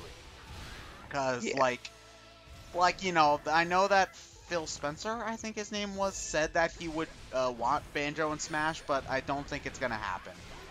Personally, like, again, this is an example where I would love to be proven wrong. I just don't think it's gonna happen. But yeah, but for my more probable vote, I voted for the Inklings from Splatoon because I think I'm gonna really like that game, and it would be nice to see Nintendo add in a character like that because they would be a really unique character, and you know, I want Nintendo to make new IPs. I want them to know that taking a risk can be rewarded. And, yeah, because, like, what I like about Nintendo is when they're being weird and original, and making the same New Super Mario Bros. Game 12 times is not weird and original, so they should do it more often. Yeah. Yeah. Yeah. Did you do any votes or no? Nope. Oh my gosh, you need a vote. You need to do all the votes. If I voted, I'd probably vote for Roy. Roy's already in the game. Jeez. No, not that Roy. Like, wait, is he the father of Eliwood or the son of Eliwood? I don't remember. He's Eliwood's son, even though his game came before Eliwood's. I'd vote for Roy, the son of Eliwood. Why? Because he's your boy? Roy's our boy. Roy's our boy. So yeah. Like, why, though? Like, we already have a Marth clone. I know, I'm joking, because I don't care. Like, I'm sorry, I just don't care. Like, and why did he get cut? Because he's not an interesting character. Almost all of the clones from Melee got cut. Pichu got cut, Roy got cut. Yeah, why can't we get Pichu back? Why would we want Pichu back? Why not? We brought Mewtwo back. Mewtwo We is brought cool. Lucas back. Pichu is awful. Lucas came out of nowhere. Lucas, I don't like Mother personally, but at least he has a fan base. Pichu was literally created to be an awful character. Why would we bring him back? Yeah. No Pichu. No. Bad. Bad, Catherine. Pick a different adorable Pokemon. Haudino. Everyone goes after it. XP! But you don't level up in Smash Brothers. Oh, man. Well, you know what you could do? You could level up your Amiibo by taking them out of the box. Oh my gosh, there you go back to trying to get me to take Marth and Ike out of their protective cases. So that they can be safe, that they can see the world and like join in with. They can see the world through their plastic boxes. No, but what if it's smudged on their box? Then I will clean it. when was the last time you wiped dust off their boxes? Maybe I should do it later. Oh man. Probably dusty. Yeah. Man. Oh yeah, Amiibo. Oh, Amiibo Geddon happened in between Grindfest. Don't remind me. Oh, okay. So I didn't get anyone. okay, so for And those shout out to my dad who's retired. And I was like, "Hey dad, can you keep an eye out on this website?" And then he like went to like a bunch of stores and they didn't have them. And all I want is Robin and Lucina, which I know no, is a I tall- only wanted the really hard to find Fire Emblem characters. Yeah. But yeah, Except the guy if we're who wanted- shouting, well, I wanted a Robin too, but yeah. It said the guy who wanted the exclusive to Target, look, Rosalina. Oh, yeah, okay. At least I don't want any Well, retail. like Rosalina's a Mario character. You would have expected that they made enough of her, right? Like, yeah. No. Ugh. Okay, well, in hindsight, you can say that, but whatever. Well, if we're doing shout out to my mom who went to a GameStop, was first in line and scored me a Splatoon and a 3-pack and a Splatoon 3-pack and a Robin, because that's great, because those were the ones. I got Pac-Man too. I got him pre-ordered at Best Buy on my own, but I knew that it was going to be nuts that day. So before I even went to class, because the reason I couldn't do it on my own was because I had class that day. Before I went to class, I said, "Mom, please be there early and pre-order this stuff for me. It starts at 3 o'clock. Thank you. You're the best." So yeah, I wish that I had been able to tell you sooner, but your reception, like, I should have told you earlier on, like, get there early. But your reception's awful in lab, unfortunately. Yeah, I don't get texts most of the time when I'm in lab, because hopefully that'll change when that person graduates and I can take their desk. I already broached the topic not with the person who's leaving, because that would be insensitive, but with the person, the guy I work closely with. Does he or she graduate this year? Yeah, the person who's gonna graduate is probably gonna graduate in the spring. So like, it is the spring. I know it's hard to believe that, but it's. I mean, like when the spring semester ends, like graduation in late May or early June, whenever it is. I don't know when graduation is. It's but, when graduation is when all those people put on their silly hats and it goes bam, flam, flam, flam, flam. I did that last year. How it silly was pretty hot. I tried to I have play- no idea why graduation would be sexy, but there probably was a porn made of it, so Oh my yeah. god. It was not. It was a black robe. It was pretty hot. And not in that way. It Well, was I don't. very- Yeah, I don't know. Well, I mean, I guess some people could have a robe fetish, but I don't personally see how it's attractive. I guess different strokes for different folks. Yeah, you see the stealth pun I did there. Strokes, as in stroking, as in masturbation, because it's Oh a my sex gosh, joke. can we- Oh wait, my can we god, I'm change great. the outfit? Yes. But anyways, graduation. I brought my DS, but I couldn't see the screen because the sun was so bright. You were gonna play your DS during graduation. Yeah, the ceremony. You know how many people graduate? It's ridiculous. Well, 'Cause I mean, my school- okay, I get if I were there and I were in the lobby, like if I were watching, sure, but it's like it's your graduation, aren't you? Like getting all teary-eyed and nostalgic and crap. For like the 5 minutes when my class president is speaking, and then they're talking oh,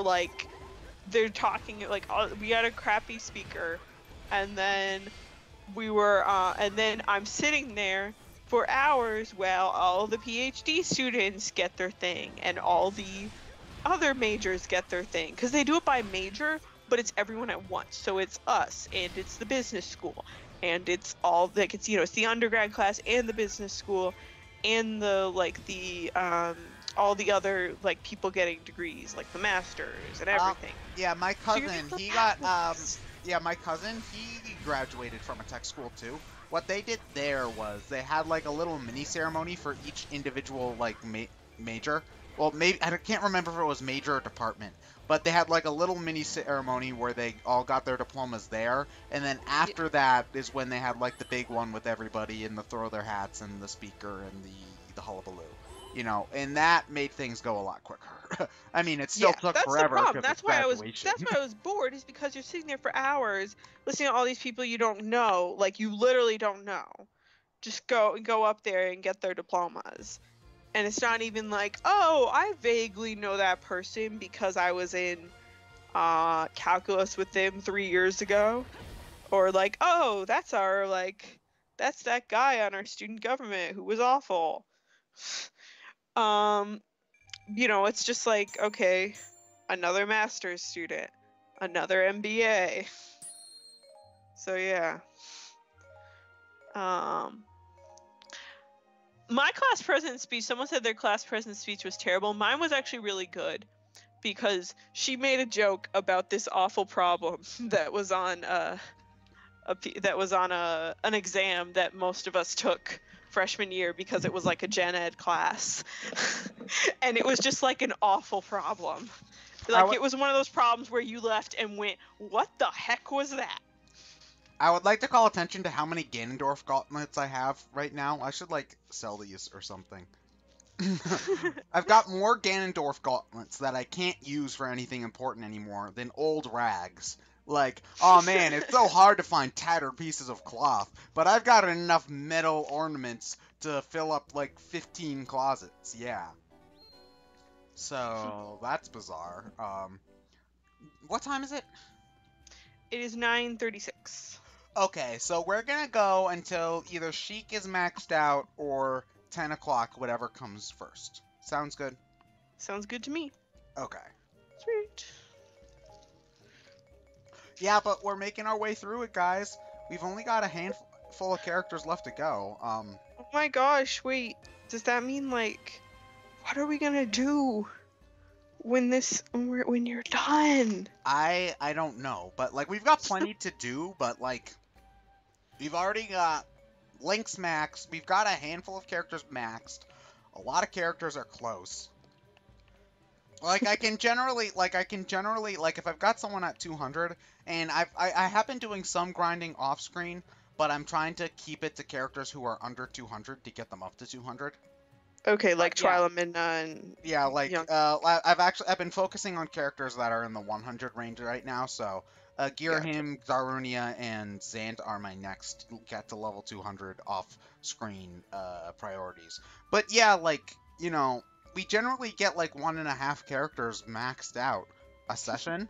So yeah, we've got quite a bit to go, but we're probably gonna be done sometime over the summer. which is sad. Oh my goodness. Oh my What am I god. gonna do? I don't know. We'll have to find some different other random game to grind. Yeah. Maybe by then Dragon Quest Heroes will be out in the U.S. Woo! But I thought you said you weren't gonna get that. No, I'm not, but you know. I will once I get a PS4. And it's probably not even going to be the first game you play on that, if I had to guess. Like, Yeah, it depends on what else comes out. I mean, if Ratchet and Clank, the reboot, whatever remake, Ratchet and Clank comes out, I'll play that first because that's just like easier. Like as far as the time commitment, it's a different playstyle, so it's well, not if really you just want to play through the story mode, I think you can beat you could beat a Dynasty Warriors game in less than 20 hours. Like my But first. I'm probably gonna if it has this kind of like, there's a lot of stuff to unlock. I'm gonna want to unlock it all. Yeah, but Especially if it's on PS4 because trophies. I do not see the appeal of trophies. Like, okay. like I don't blame you.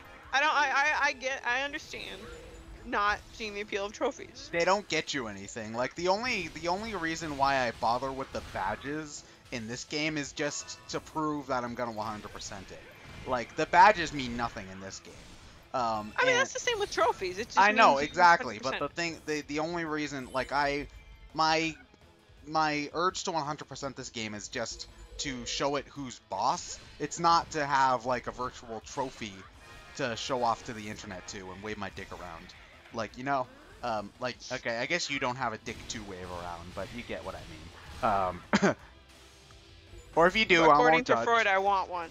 Right? Oh, Freud. Oh, according to Freud, not only do you want a dick, but you totally want to bang your dad.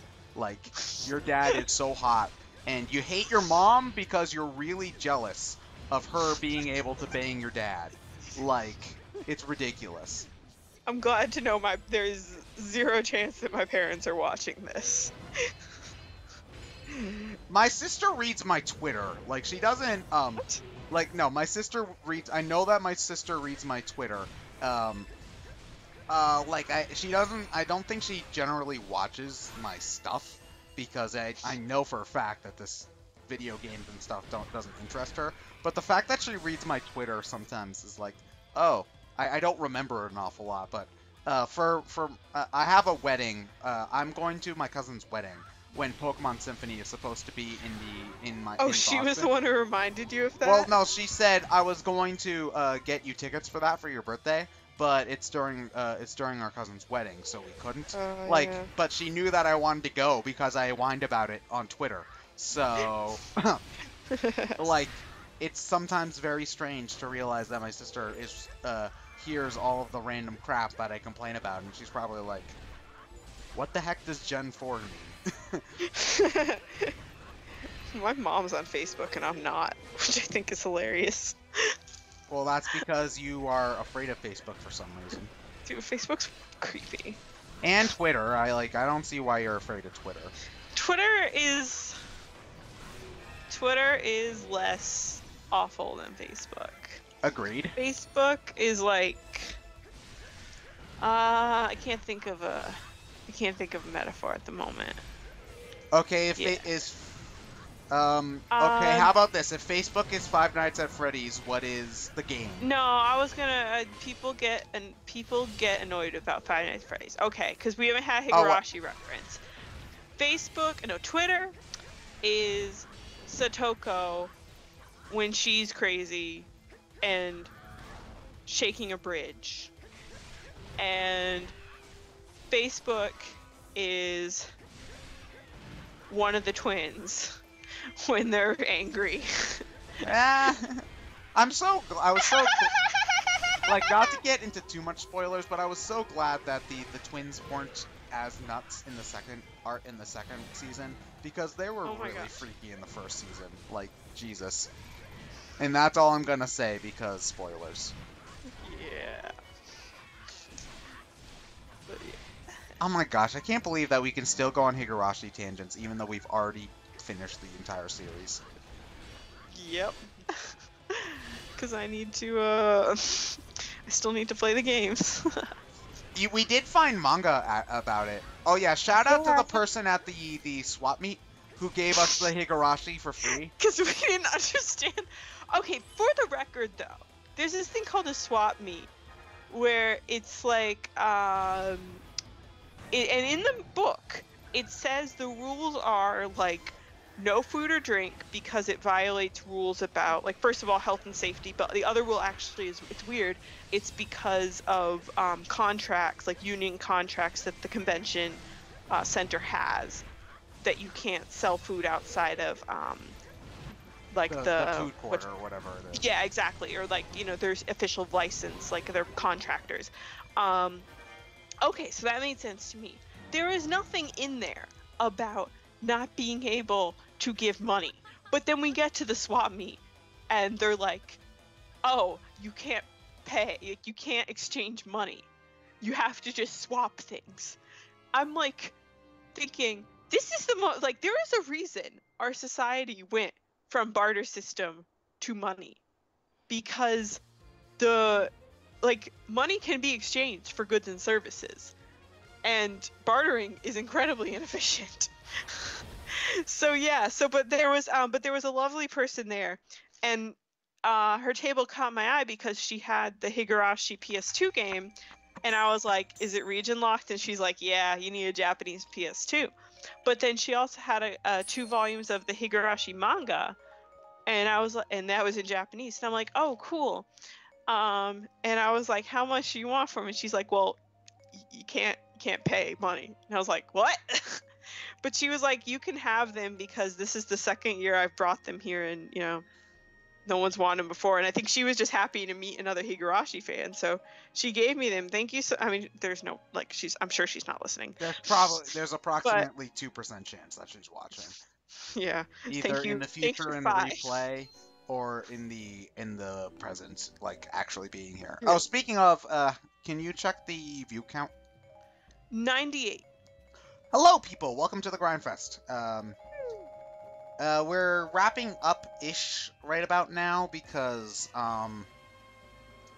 yeah, Sheik's at level 231, so that's roughly, 40, 45. That's roughly 5 more runs with Sheik, so not too much longer. But I'm glad you made it. Sit down, have a drink. I don't know, grind something as well, because it seems to be a good thing to do while doing, like, yeah. I don't know. Enjoy grind yourself. While listening to other people grind. Well, it's a good thing to, like, you know, when you're grinding in an RPG, you can't really watch something, and not necessarily just an RPG, but anything that you can grind in. You can't really listen to anything too strenuous, I've noticed, or watch anything too strenuous. Like, what I did when Bravely Default was first came out, what I did was when I got to the point where I needed to grind up to max level and max jobs, what I did was I watched I was at that point, I forget what I was watching on TV, but like on Netflix, I should say. But I tried watching it on whatever I was watching on Netflix. It was I was too like invested in it, so I couldn't grind while watching because I needed to be paying attention.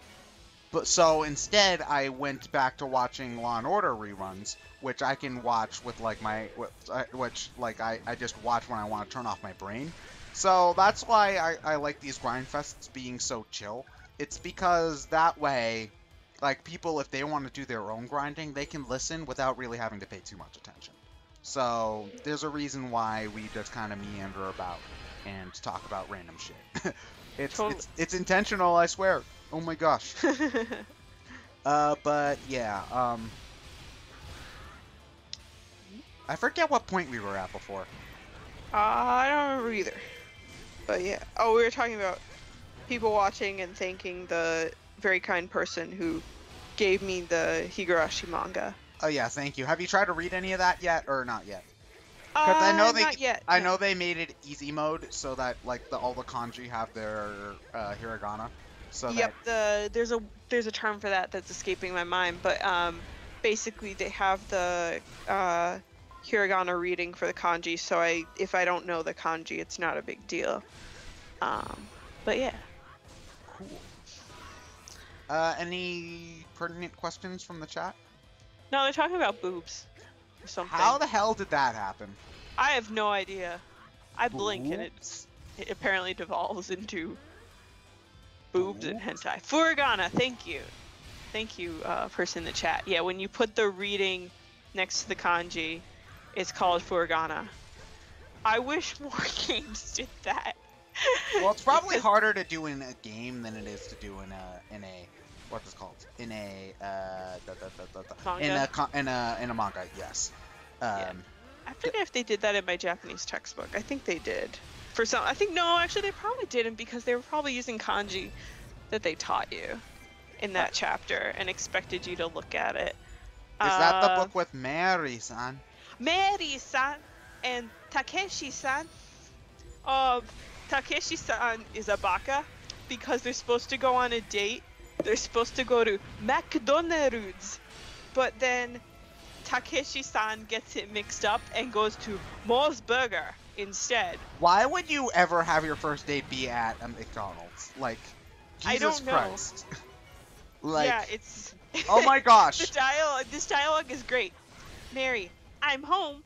Host father, welcome home. How was the movie? Mary, I didn't see it. Takeshi didn't come.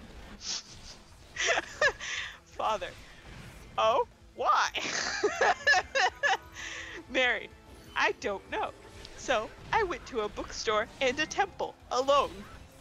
And then blah, blah, blah. And then the next scene, Mary, oh, Takeshi, you didn't come yesterday, did you? Takeshi, I went there. I waited for 1 hour in front of the Moe's Burger place. Mary, not Moe's Burger, McDonald's. Takeshi, McDonald's? I'm sorry. Oh my gosh. Like.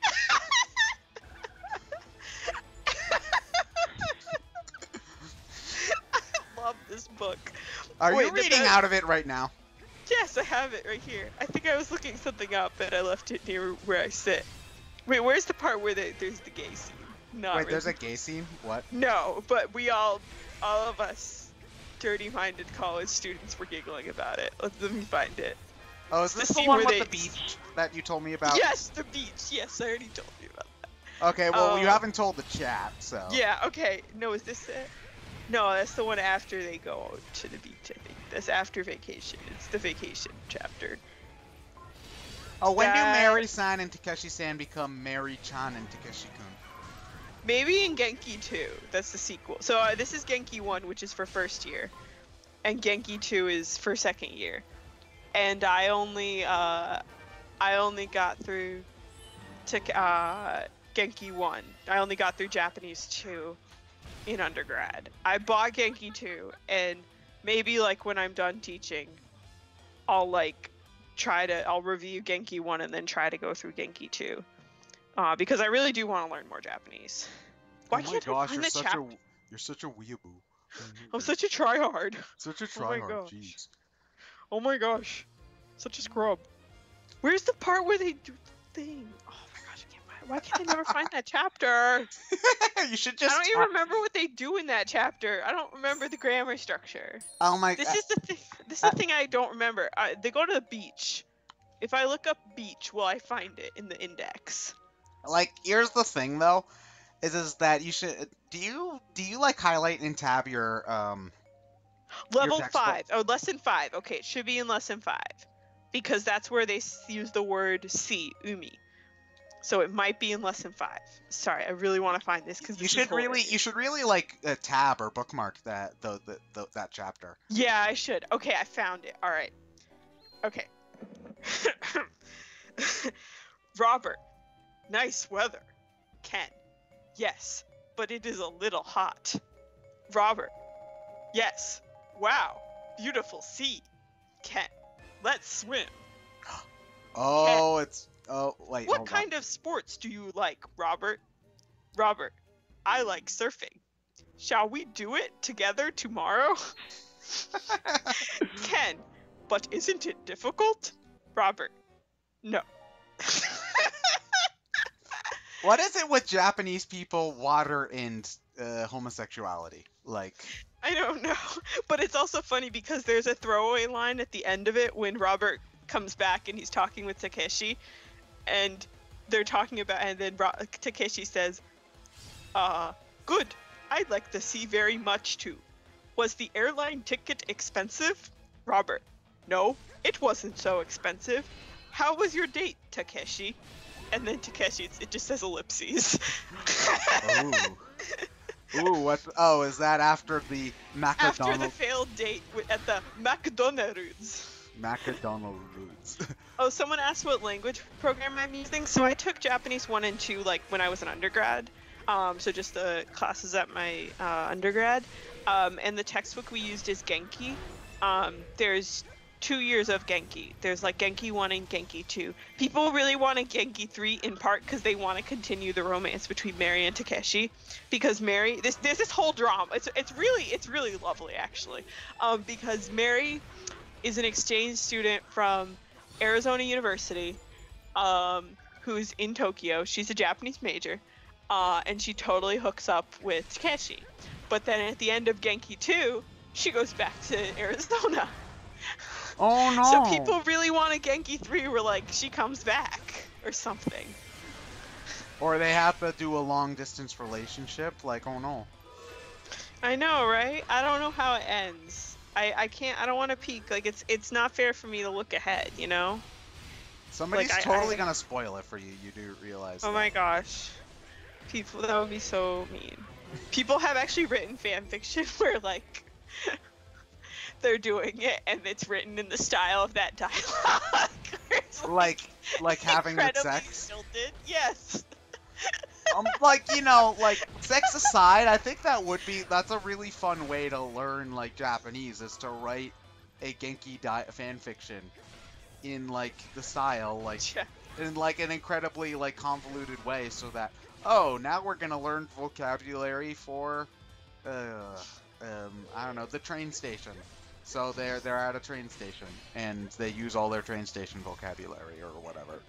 Like, I think that's pretty cool. No, I like the dialogue scenes. They're funny. They're just entertaining. It's more entertaining than just reading, like, here's a list of vocab words, which there is a bit of that, but, you Well, know. every textbook has that. That's why it's a textbook and not, I don't know.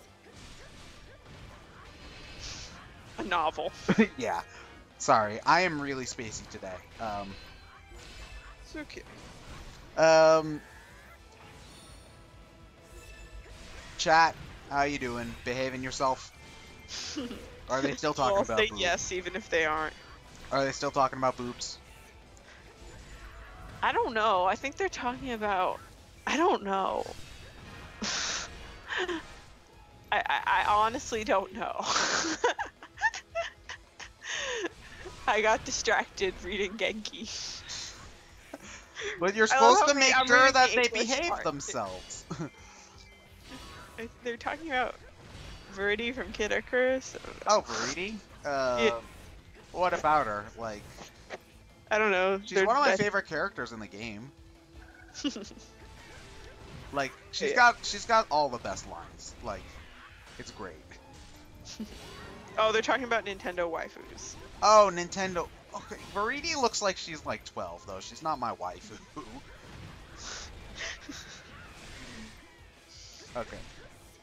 Oh yeah, we already established that Chrom was your husband, though. Yes, yeah. Tharja's my waifu. Tharja is an incredibly creepy waifu. Oh, okay. Oh my gosh. Tharja gave me a hug at Anime Boston. It was an incredibly creepy hug. Oh my gosh. Like, fine. props for the cause. Libra is my waifu, okay? Cat. Libra is Virian's waifu, okay? Not fair. Why does Virian get the pretty lady? No, Tharja's a dude. He's just, him and Virian just have really Said hot. Tharja's a dude. No, I meant to say Libra is a dude. It's not saying that. Ugh. But I don't even know where I was going. I don't know either. But yeah. Oh yeah, props out to the Tharja cosplayer for being incredibly creepy. Like, being amazingly in character. Oh my gosh, she was awesome. She gave me a hug. And it was a suitably creepy hug. Oh yeah. Was it? I Yeah. couldn't see it. I was the one getting the hug. You had like a face. Oh wait, hold on. Oh, we've had some dropped frames. That sucks. It's only 49 though, so that's not bad. Um, I don't understand why are people saying mean things about Libra? I don't know. Like, he's not the best character in the No, game. people are saying no. You're getting it wrong. The people are saying she's a man. I don't. That's really not a nice thing to say about a lady. Women get offended when you say that about them.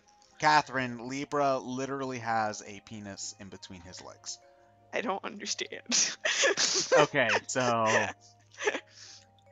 when a mommy and a daddy love each other very much. I thought when I married Libra and Tharja, they adopted Noir. No. But they opened an No. orphanage. It makes sense. No. They opened an orphanage after everything was over. No. Just no. Oh wait, is it 10? It is. Oh yeah, it is like 10. Okay, so we've still got like a good 3 missions left with Sheik, so we're gonna wrap things up with her right about now. We probably would have finished her if I didn't need to do Impa at the beginning. So, yeah. This was a great session though. It was really great to be back in the swing of things. It's you guys have to know that oh, sorry, I'm tripping over wires. I love doing these grind fests. It's a highlight of my week, as sad as that might sound. And like, it's so much fun to be able to hang out with Catherine and the rest of the chat, and just, you know, be able to have a good time doing what would normally be a really tedious task. So I'd like to thank all of you guys for coming and, for some reason, continuing to come to these grind fests over and over again. So yeah, thank you guys so much.